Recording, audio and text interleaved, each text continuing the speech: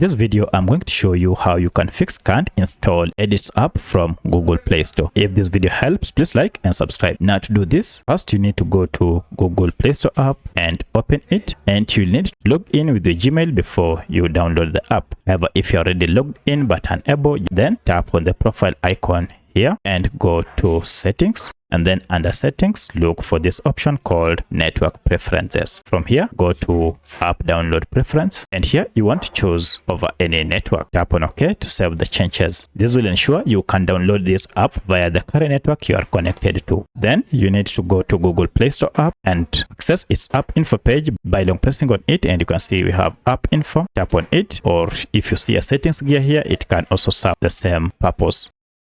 So this is the Google Play Store app info page. Alternatively, you can access this page by going to settings and then go to apps. From apps, look for manage apps or all apps depending on your phone. And now go to manage apps and search for your app by name. So just search for Play Store, and here it is, and we shall be taken to the same Play Store. First, go to force stop app and then go to clear data and choose clear cache, and okay. Now restart your smartphone, and once you have restarted, head to Play Store and using the search icon here, search for edits. I'll run the search, and now let me try to install and see if the problem has been fixed. And look at that, I'm now able to download this app. However, if you can't still download the app at this point, you will need to free up space if that is the issue, and you can do this by uninstalling unnecessary apps that you no longer need, or files such as photos and videos from your smartphone. So let me know which of the method was able to fix your problem. If you have any other question, kindly let me know in the comment section. Otherwise, thanks for watching, and let's meet in the next video.